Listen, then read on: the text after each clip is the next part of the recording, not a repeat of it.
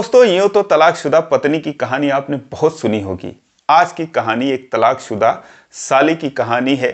जब एक युवक को इसी साल प्रयागराज के माघ मेले में उसकी साली अचानक से मिल जाती है और दोस्तों उसके बाद जब दोनों एक दूसरे को देखते हैं तो फिर जो भी कुछ होता है एक बहुत ही रोचक कहानी। आइए जानते हैं पूरी कहानी इस वीडियो में। लेकिन वीडियो में आगे बढ़ने से पहले बस वही रिक्वेस्ट, वीडियो को लाइक कर दीजिए, चैनल को भी सब्सक्राइब कर लीजिए ताकि मेरा हौसला बढ़ता रहे। दोस्तों, ये कहानी शुरू होती है उत्तर प्रदेश के प्रतापगढ़ से। एक युवक जिसका नाम राधेश्याम होता है। बात है 3 जनवरी 2026 को, जब उत्तर प्रदेश के प्रयागराज में माघ मेले की शुरुआत होती है। लेकिन 4 तारीख को वो अपने 3 दोस्तों के साथ प्लान बनाता है कि यार चलो माघ मेला घूम कर आते हैं। लेकिन जब अगले दिन जाना हुआ तो उसके तीनों दोस्तों ने मना कर दिया। बोले यार ठंड बहुत ज़्यादा है और माघ मेला अभी 1.5 महीने तक चलेगा, तो हम लोग फरवरी में चलेंगे। लेकिन अब राधेश्याम मन बना चुका था। वो बोलता है भाई भले ही बाद में मैं तुम लोगों के साथ चलूं, लेकिन अभी तो मैंने मन बना लिया है और मैं जाऊंगा जरूर। अब दोस्तों उसके बाद वो 5 जनवरी को सुबह 9 बजे बस पकड़ता है। 2 घंटे का रास्ता था, वो प्रयागराज पहुंच जाता है। बस से उतरता है और उसके बाद मेला स्थल तक जाने के लिए एक टेम्पो में बैठता है। और उसी टेम्पो में दोस्तों एक 25 साल की युवती बैठी होती है, बहुत ही खूबसूरत लड़की जिसका नाम किरण होता है। वो उसे देखता है तो हैरान हो जाता है। किरण भी उसे देखती है तो वो भी चौंक जाती है।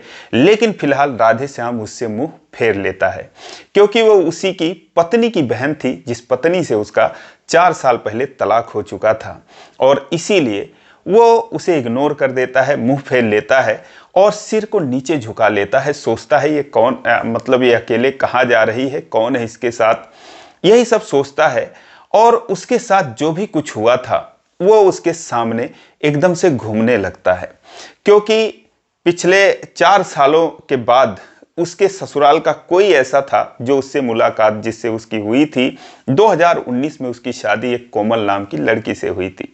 लेकिन शादी के 1 साल के अंदर अंदर राधेश्याम का कोमल से जो है वो तलाक हो चुका था। तलाक जो है एक पंचायत के जरिए हुई थी और उस पंचायत में जो भी कुछ उसके साथ घटित हुआ था, जो उसके ससुराल वाले थे, राधेश्याम के ससुराल वाले, वो उसे इतना जलील किए थे, इतना उसे बदनाम किए थे कि जिसे वो आज तक उबर नहीं पाया था। वो उसे अपनी बेटी को प्रताड़ित करने, दहेज मांगने, मारपीट करने, बाहर अफेयर रखने, तमाम तरह के लांछन लगाकर और उसे जो है बदनाम करके अपनी बेटी को वहां से ले आते हैं। यही सब वो सोच ही रहा था। 15-20 मिनट का रास्ता कब बीत जाता है पता ही नहीं चलता। उसके बाद जब वो मेला स्थल पर पहुंच जाता है, टेम्पो से उतरता है, किरण भी उतरती है और दोनों अपने अपने किराया देते हैं और राधेश्याम जो है दूसरी तरफ जाने लगता है। लेकिन किरण से रहा नहीं जाता। इतने दिनों के बाद वो अपने जीजू से मिली थी, 4 सालों का वक्त बीत गया था। वो फिलहाल उसे आवाज देती है। राधेश्याम पलट कर देखता है तो वो कहती है कि जीजू नमस्ते। वो सुनता है उसकी आवाज़ को तो वो भी कहता है नमस्ते, पहचान लिया क्या? वो कहती है क्यों नहीं पहचानूंगी, ऐसे थोड़ी भूल जाऊंगी, और बताओ क्या हाल चाल है? कहता है क्या बताऊं, हाल चाल तो तुम जानती ही हो, क्या हाल चाल बताऊं? फिर राधेश्याम किरण से पूछता है कि तुम अपना बताओ, तुम्हारा क्या हाल चाल है? किरण कहती है बस ठीक है, जैसे कट रहा है वैसे कट जाए। वो कहता है कि किसके साथ आई हो? कहती है बहुत से लोग आने वाले हैं, फिलहाल मैं कहीं और से आई हूँ तो अकेले चली आई हूँ। दीदी आने वाली है, जीजू आने वाले हैं, मम्मी पापा आने वाले हैं, कई लोग आने वाले हैं, तो अभी तो फिलहाल मैं पहले पहुँची हूँ। कहता है ठीक है, फिर जाओ मेला घूमो। उसके बाद फिर वो दूसरी तरफ जाने लगता है। फिर किरण उसे टोकती है, कहती है जीजू नाराज हो क्या? कहता है कि नहीं, क्या बात है, तुम्हें ऐसा क्यों लग रहा है मैं नाराज हूँ? कहती है फिर और क्यों कुछ बात नहीं कर रहे हो, और बताओ घर में क्या हाल चाल है? तो कहता है कि और किसका हाल चाल बताऊं, अकेला हूं, अपना हाल तो बता ही दिया, और कौन है आगे पीछे? तो वो हैरान हो जाती है। कहती है क्यों, 4 साल हो गए दीदी से अलग हुए, आपने शादी नहीं की? कहता है कि एक बार शादी करके पेट भर गया, क्या शादी करना, और कौन है जो मुझे अब पूछने वाला है? तो कहती है क्यों ऐसी बात क्यों कह रहे हो, आपके अंदर क्या कमी है? अब दोस्तों इतना सुनते ही ऐसे लगता है जैसे उसकी दुखती नब्ज पर किरण ने हाथ रख दिया हो। वो कहता है क्या कमी है, ये तुम लोगों से बेहतर कौन जान सकता है। हजारों कमियां हैं मेरे अंदर। 4 साल पहले जो पंचायत हुई थी उसमें तो तुम्हारे माता पिता, तुम्हारी बहन सारी कमियां तो गिना रहे थे, और उसके बाद आज तुम कह रहे हो क्या कमी है। अब दोस्तों वो भावुक हो जाता और जो भी उसके दिल में गुबार था वो सब कुछ किरण से बोल देना चाहता था। कहता है कि मैंने तुम्हारा क्या बिगाड़ा था, तुमने भी तो कह रही थी उस पंचायत में, तुम भी तो कह रही थी कि मैं तुम्हारे दीदी को शराब पी के मारता हूँ, प्रताड़ित करता हूँ, तुमने कई बार देखा है। आज यहाँ पर कोई नहीं है, उस पंचायत का कोई भी व्यक्ति नहीं है, ना तुम्हारे घर का है ना मेरे घर का है, सिर्फ मैं हूँ, ये मेला है, तुम हो और आगे गंगा जी हैं। चलो गंगा जी की कसम खाकर कहो कि मैंने कब तुम्हारे दीदी को मारा, कब प्रताड़ित किया, कब तुमने देखा था। अब दोस्तों ये सब कहने के बाद राधे श्याम रोने लगता है। अभी उसकी जो है ये दशा देखकर जो किरण थी वो भी रोने लगती है। कहती है जीजू मैं किसी की भी कसम खाकर कह सकती हूँ, जो भी मैंने बोला था, झूठ बोला था, मुझसे कहलवाया गया था। तो वो कहता है फिर क्यों इस तरीके से तुम लोग मुझे जलील किए थे। आज भी मैं उस बदनामी से उबर नहीं पाया हूँ, आज भी उस सदमे से उबर नहीं पाया हूँ, और आज तुम कह रही हो कि मेरे अंदर क्या कमी है। अब दोस्तों वो रोने लगता है। किरण भी बहुत इमोशनल हो जाती है, उसके दिल को झकझोर देती हैं जो राधे श्याम की बातें होती हैं। फिलहाल वो उसके आंसुओं को पोंछती है और कहती है जीजू मुझे माफ़ कर दो, मैं पर्सनली आपसे माफ़ी मांगती हूँ। और उसके बाद वो उसका हाथ पकड़ लेती है। वो कहता है तुम्हारी दीदी तो ठीक है ना, अब तो खुश है ना। वो कहती है कि अब वही जाने, अब क्या ही बताएं आपसे, फिलहाल सबको पता है कि गलती किसकी थी। उसके बाद वो कहती है कि मुझे माफ़ कर दो। कहता है कोई बात नहीं, जो भी कुछ मेरे नसीब में लिखा था वो जो होना था वो तो हो गया, कोई बात नहीं, मुझे किसी से कोई शिकवा गिला नहीं है। तुमने बात पूछ ली तो पुराने जख्म ताज़ा हो गए। फिर वो कहती है कि चलो ठीक है, चलो मेला घूमते हैं। तब तक दोस्तों उसके फ़ोन पर उसकी बहन का फ़ोन आ जाता है जो कि मेले में आ ही रहे थे। वो फ़ोन उठाती है, हेलो बोलती है, तो उधर से कोमल की आवाज़ आती है जो कि किरण की बहन थी और जो किसी ज़माने में राधे श्याम की पत्नी थी। वो कहती है कहाँ पर है। तो कहती है ऐसा दीदी, ऐसा है कि मैं जो है दरअसल वो एक स्कूल में पढ़ाती थी। तो कहती है कि मुझे स्कूल से छुट्टी नहीं मिली। उसकी बहन कहती है क्या बात कर रही है, सुबह बात हुई तो तू कह रही थी कि अभी मैं स्कूल से निकलने वाली हूँ। कहती है हाँ, लेकिन एंड टाइम पर जो है मुझे छुट्टी नहीं मिली, तो इसलिए मैं नहीं आ रही हूँ, और तुम लोग जाकर मेले को घूमो, फिर कभी और साथ में चलेंगे, कौन सा ज़्यादा दूर है। वो लोग वहीं कहीं पास के ही रहने वाले थे। उसके बाद अब उसकी माँ कहती है ला मुझे फ़ोन दे, ऐसे क्या बात कह रही है, वो क्यों नहीं आ रही है। लेकिन किरण जो है वो फ़ोन काट देती है और उसके बाद फ़ोन स्विच ऑफ कर लेती है। अब उसकी इस हरकत पर राधे श्याम हैरान हो जाता है। कहता है कि तुमने झूठ क्यों बोला, और तुम तो मेले में ही हो और तुमने कहा कि तुम आई नहीं हो। कहती है जीजू वो लोग तो बहुत लोग हैं घूमने वाले, आप तो अकेले हो, आपके साथ कोई घूमने वाला नहीं है, क्या मैं आपके साथ नहीं घूम सकती हूँ। राधे श्याम हैरान हो जाता है। कहता तुमने मेरे लिए झूठ बोल दिया। कहती है कि हाँ तो और क्या, और कहता है क्या मतलब है इन सब बातों का।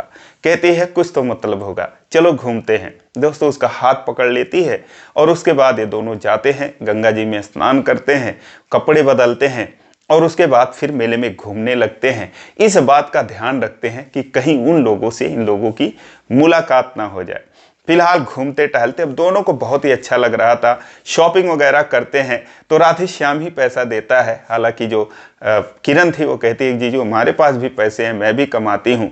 फिलहाल वो उससे पूछता है कि तुम्हारी शादी नहीं हुई क्या अभी तक, कहीं तो बातचीत चली होगी।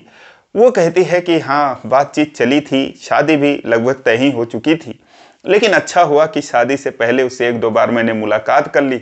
पता चला नशेड़ी है, कम पढ़ा लिखा है, सिर्फ हवाई है, कुछ था नहीं, इसीलिए मैंने इनकार कर दिया। तो माता पिता नाराज़ हो गए मेरे, और वो ज़बरदस्ती शादी करना चाहते थे, तो मैं उनसे अलग हो गई और उसके बाद मैं कहीं पर जाकर कमरा किराए पर लेकर रहती हूँ और मैं एक स्कूल में पढ़ाती हूँ। बस यही है, कभी कभार घर पे आ जाती हूँ। फिर किरण कहती है लेकिन जीजू आपने शादी क्यों नहीं की, आपको कर लेना चाहिए था। वो बोलता है कि मेरा छोड़ो, तुम्हें कर लेना चाहिए, तुम्हारा ज़रूरी है, मेरा क्या। उसके बाद दोस्तों यही सब बातें करते करते वो सब घूमते घामते उसके बाद एक रेस्टोरेंट में जाते हैं। वहाँ पर बैठकर लंच का टाइम हो रहा था, दोपहर हो जाती है, खाना खाते हैं। अब जो किरण थी दोस्तों, उसे राधे श्याम से लगाव हो जाता है। उसे बहुत अफसोस होता है कि जो भी इनके साथ हुआ है वो बहुत गलत हुआ था। फिलहाल वो कहती है कि जीजू कभी हमारी याद नहीं आती थी। वो कहता है कि हाँ याद आती थी, लेकिन जब याद आती थी तुम लोगों की तो मुझे बहुत गुस्सा आता था। कहती है कि मेरे ऊपर भी गुस्सा आता था। तो कहता है हाँ क्यों नहीं आएगा, तुमने भी तो वहाँ पर ऐसी ऐसी बातें की थी, लेकिन अब तुम्हारे ऊपर गुस्सा नहीं आएगा। वो कहती है फिर क्या आएगा। कहता है बस कुछ नहीं आएगा। कहती है क्यों, अब गुस्सा नहीं आएगा तो प्यार तो आना चाहिए। अब वो उससे मजाक करती है। कहता है अरे पूरी दुनिया में मैं ही मिला हूँ क्या तुम्हें, और मैं किस लायक हूँ। यही सब बातें करते करते अब दोस्तों वो घूम रहे थे। उन दोनों को बहुत ही अच्छा लग रहा था, लेकिन अब जिसका डर था दोस्तों वही होता है। एक मोड़ पर उन सभी लोगों की मुलाकात हो जाती है। हालांकि इस बात से वो लोग चौकन्ने रहते थे, इधर उधर देखते रहते थे कहीं मुलाकात ना हो, लेकिन अचानक से मुलाकात हो ही जाती है। अब जब ये लोग देखते हैं किरण को और राधे श्याम को, तो ये लोग शॉक्ड हो जाते, हैरान हो जाते हैं। अब उसके पिताजी जो है वो कहते हैं तू झूठ क्यों बोली, तू मेले में घूम रही है और इसके साथ घूम रही है।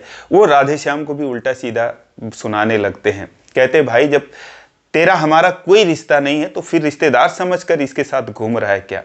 अब वो उसे जलील करने लगते हैं। कभी उसकी माँ बोलती, कभी उसकी बहन बोलती, यही सब बातें करते हैं।